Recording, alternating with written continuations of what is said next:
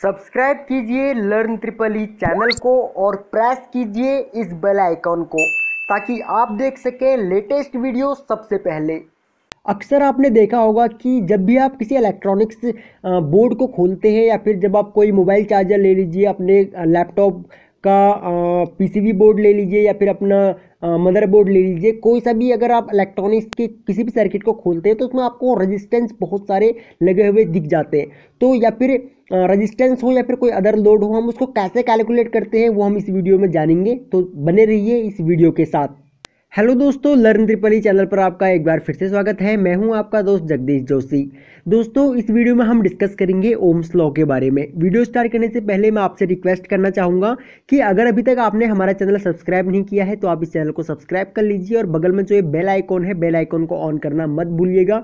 अगर आप हमारे ऑलरेडी सब्सक्राइबर हैं तो भी आप प्लीज़ इस चीज़ का ध्यान रखिए कि आपने बेल आइकॉन ऑन किया है या नहीं। अगर आपने बेल आइकॉन ऑन नहीं किया तो यूट्यूब आपको हमारी कोई भी नई वीडियोज़ का नोटिफिकेशन नहीं भेजेगा।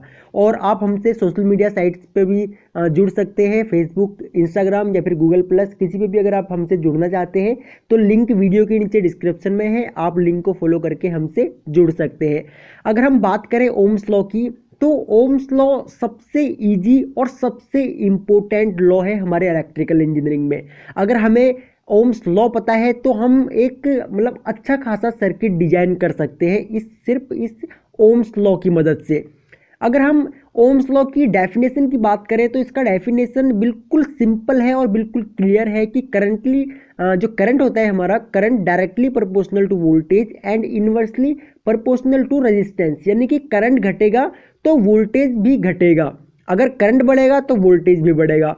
सेम अगर हम बात करें रेजिस्टेंस की, तो रेजिस्टेंस अगर बढ़ेगा तो करंट कम होगा, रेजिस्टेंस घटेगा तो करंट बढ़ेगा। अब ये क्यों होगा वो हम आगे डिस्कस करेंगे। तो आप देखिए, ये जो ओम्स लॉ है अक्सर इंटरव्यू या फिर अगर आपके वाइवा हो कॉलेज में तो अक्सर ये क्वेश्चन पूछा जाता है कि व्हाट इज ओम्स लॉ, क्योंकि जो एक बेसिक है ना, बेसिक बिल्कुल, तो इंटरव्यूअर ये आपसे जानना चाहता है कि वो स्टार्टिंग में ही कुछ ऐसे क्वेश्चन करता है आपसे कि बिल्कुल बेसिक हो जो, ठीक है। अगर आप उन बेसिक क्वेश्चन के आंसर अगर आपने दे दिए तो वो आगे कंटिन्यू करेगा, लेकिन अगर आप बेसिक ही अगर आप नहीं दे पाए बिल्कुल सटीक आंसर, तो वो आपको बोलेगा कि चलो ठीक है आप जाओ, नेक्स्ट को देखते हैं, ठीक है। तो जो बेसिक है बिल्कुल ओम्स लॉ, तो वो चाहता है कि आपको कम से कम ओम्स लॉ तो पता होना ही चाहिए। तो अगर आपसे ओम्स लॉ पूछा जाए तो आप सीधे कह सकते हैं कि current directly proportional to voltage and inversely proportional to resistance, ठीक है।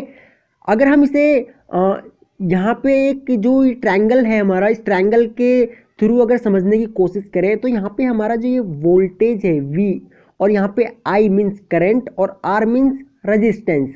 अगर हम इसके फॉर्मूले की बात करें तो ओम्स लॉ, यानी कि ओम्स, जॉर्ज साइमन ओम जो इनके वैज्ञानिक थे जिन्होंने हमें ओम्स लॉ दिया था, अगर हम ओम्स लॉ की बात करें तो इन्होंने हमें एक फॉर्मूला दिया था V equal to I R, ठीक है।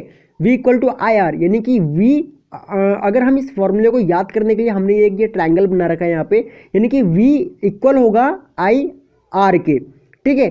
सेम इसी तरीके से अगर हमें I निकालना हो तो वो होगा V अपॉन आर, और हमें अगर R निकालना हो तो वो होगा V अपॉन आई, ठीक है।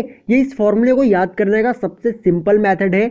और अगर हम एक एग्जांपल के थ्रू इस जो ये यहाँ पे फॉर्मूला था, इस फॉर्मूले को समझने की कोशिश करें तो मान लीजिए कि ये फनी एग्जांपल है। तो अगर हम मान लें कि जो ये लेडी है, ये लेडी इस आदमी को खींच के ले जा रही है, ठीक है, इसका कॉलर पकड़ रखा है इसने और ये इसको खींच के ले जा रही है, तो हम मान के चलते हैं कि ये लेडी हमारी वोल्टेज है और ये जो आदमी है ये करंट है।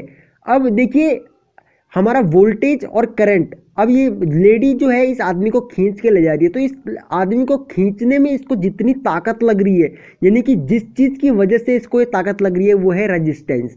रेजिस्टेंस जितना ज़्यादा होगा इस वोल्टेज को, यानी कि इस लेडी को, इस आदमी को खींचने के लिए उतनी ज़्यादा ताकत लगानी पड़ेगी, ठीक है। यह ताकत कि अपने जो इसमें जितनी भी ताकत है, अपनी ताकत के अकॉर्डिंग ही ये इसमें इसको खींचने की कोशिश करेगी, तो ये होगा रेजिस्टेंस की वजह से। ठीक है, जितना रेजिस्टेंस ज़्यादा होगा इसको उतना ही ज़्यादा ताकत लगानी पड़ेगी। अब मान लीजिए इसको कहीं चढ़ाई पे चढ़ना है, इस लेडी को कहीं चढ़ाई पे चढ़ना है, तो इसको ज़्यादा ताकत लगानी पड़ेगी वहाँ पे। और अगर कहीं मतलब नीचे की तरफ अगर कहीं पे जाना है तो इसको कम ताकत लगानी पड़ेगी, यानी कि रेजिस्टेंस कम हो जाएगा वहाँ पे। अगर हम एक अदर एग्जांपल के थ्रू इसको समझने की कोशिश करें तो मान लीजिए व्हील जो है हमारा, ये करंट है, वोल्टेज, ये पर्सन हमारा वोल्टेज है, और इन मतलब कि इस वोल्टेज को यानी कि इस पर्सन को इस व्हील को आगे धक्का देने के लिए जितनी ताकत लगानी पड़ रही है वो है रजिस्टेंस। ठीक है, क्योंकि ये बंदा जो है इसको धक्का लगा रहा है। और मान लीजिए ये व्हील इसको अगर यहाँ पे चढ़ाई पे चढ़ाना हो तो इसको क्या होगा, मतलब इसको और ज़्यादा ताकत लगानी पड़ेगी। क्यों लगानी पड़ेगी, क्योंकि ये व्हील इसको चढ़ाई पे चलाना है, तो जो इसको ये और ज़्यादा ताकत लगानी पड़ेगी वो लगानी पड़ेगी रजिस्टेंस की वजह से। ओके, तो अगर हम एक सिंपल लैंग्वेज में अगर हम बात करें तो होता क्या है कि किसी भी सर्किट में, अब मान लीजिए हमारा ये कंडक्टर है, इस कंडक्टर में हमारी ये करंट फ्लो हो रही है, तो इस सर्किट में जो करंट फ्लो हो रही है उस करंट को जो फोर्स देता है वो हमारा वोल्टेज देता है। वोल्टेज एक तरीके का फोर्स होता है। ठीक है, इसी वोल्टेज की वजह से ही किसी भी सर्किट में हमारा करंट फ्लो होता है। ओके, अगर हम एक सर्किट के थ्रू अगर इसको समझने की कोशिश करें और जानने की कोशिश करेंगे किस तरीके से हम जो ये V equal to I R Ohm's law, जो जॉर्ज साइमन ओम ने हमको ये लॉ दिया था, इसको हम किस तरीके से इसका मतलब सॉल्व करते हैं इसके न्यूमेरिकल, तो बहुत ईजी है। यहाँ पे देखिए R, हमने यहाँ पे R की वैल्यू कुछ भी नहीं कर रखी, यहाँ पे हमने एक LED लगा रखी है जिसकी रेटिंग जो है वो 3 वोल्ट या फिर 3 वोल्ट लेगा ये वोल्टेज, और 20 मिली एम्पियर लेगा ये करंट, और हमने इससे कनेक्ट किया है 6 वोल्ट की बैटरी। तो यहाँ पे फॉर्मूला है हमारा V equal to I R, और अगर हमको यहाँ पे रेजिस्टेंस निकालना है तो रेजिस्टेंस निकालने के लिए क्या होगा, R equal to V upon I. यहाँ पे V हमारा वोल्टेज है, I करंट है, और R रेजिस्टेंस है। तो हम देखिए क्या करते हैं, अक्सर हम यही गलती कर जाते हैं कि हमें वोल्टेज दिया हुआ है, हमें करंट दिया हुआ है, तो हम कंफ्यूज हो जाते हैं कि यार यहाँ पे भी एक वोल्टेज है और यहाँ पे भी एक वोल्टेज है, तो हम कौन सा वोल्टेज लें। तो होता क्या है कि जितनी वोल्टेज हमको यहाँ पे चाहिए, यानी कि अपने अप्लाइंसेस को रन करने के लिए कह लीजिए, या फिर अपने लोड को चलाने के लिए हमें जितनी वोल्टेज चाहिए और जितना वोल्टेज हम उसको दे रहे हैं, ठीक है, जितना वोल्टेज हम उसको दे रहे हैं और जितना लोड हमारा वोल्टेज लेगा, ठीक है, मतलब कि उसको जितनी रिक्वायरमेंट है उसमें से इसको क्या करेंगे, माइनस कर देंगे, यानी कि 6 माइनस 3। अब मान लीजिए हम यहाँ पे 9 वोल्ट की अगर बैटरी लगाते हैं, यहाँ पे 9 वोल्ट की बैटरी लगाते हैं, यहाँ पे हो जाता 9 माइनस 3। तो सेम हमने क्या काम किया, यहाँ पे जो हमारा फॉर्मूला था R equal to V upon I, तो यहाँ पे V होगी हमारी 3, क्योंकि 6 में से 3 जाएगा तो आएगा 3। I है हमारी 20 मिली एम्पियर, क्योंकि जो ये लोड है हमारा 20 मिली एम्पियर करंट लेगा। R हमको निकालना है, तो R equal to 3 divided by 0.02, sorry यहाँ पे पॉइंट मैंने 0 से पहले भी लगा दिया, ये होगा यहाँ पे 0.02, क्योंकि अगर हम मिली एम्पियर को एम्पियर में कन्वर्ट करेंगे तो ये 0.02 आ जाएगा यहाँ पे। ओके, तो रेजिस्टेंस अगर हम इसको डिवाइड करें इससे तो ये रेजिस्टेंस आएगा 150 ओम। ठीक है, तो यहाँ पे यानी कि हमें यहाँ पे 6 वोल्ट की अगर हमने बैटरी दी, बैटरी लगाने के बाद यहाँ पे अगर हम 150 ओम का रेजिस्टेंस लगा देंगे तो ये एलईडी जो है हमारी ये प्योरली ग्लो करेगी। ठीक है, बिल्कुल स्मूथली जलेगी, मतलब कि चलेगी, इसमें इसको इसका डैमेज होने का कोई भी खतरा नहीं रहेगा। अगर हम यहाँ पे रेजिस्टेंस नहीं लगाते और डायरेक्टली हम इसको एलईडी को इससे कनेक्ट कर देते हैं तो क्या होगा, ये या तो मतलब कि मिली मतलब एक कुछ सेकंड के लिए चलेगी, कुछ सेकंड जलने के बाद ये क्या होगा, डैमेज हो जाएगी, ख़राब हो जाएगी एलईडी।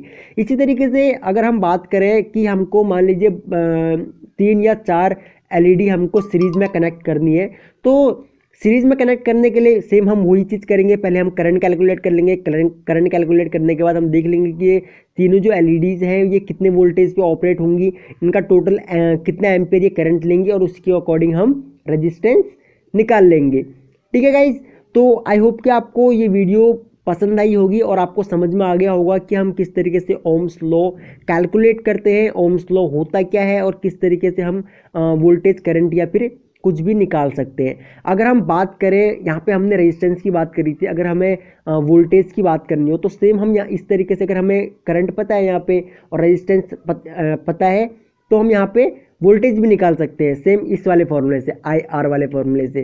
ठीक है। और अगर हमको मान लीजिए अगर हमको करंट निकालना है और हमको वोल्टेज और रेजिस्टेंस दिया हुआ है, तो सेम हम इस वाले फॉर्मूले से हम करंट भी निकाल सकते हैं। ओके, तो अगर आपको ये वीडियो पसंद आई तो प्लीज़ आप इस वीडियो को लाइक ज़रूर करें और हमें कमेंट करके बताएं कि आपको ये वीडियो कैसी लगी। देखिए हमारे जितने सब्सक्राइबर हैं उसके अकॉर्डिंग व्यूज़ नहीं आते हैं, तो हम भी काफ़ी डिमोटिवेट हो जाते हैं और लाइक्स भी कम आते हैं वीडियोस पर, तो हम डिमोटिवेट हो जाते हैं आपके लिए और वीडियोस बनाने के लिए। तो प्लीज़ आप लाइक और कमेंट ज़रूर किया कीजिए ताकि हम लोग को भी एक मोटिवेशन मिले आपके लिए और भी ज़्यादा और भी ज़्यादा इंटरेस्टिंग वीडियोस अपलोड करने के लिए।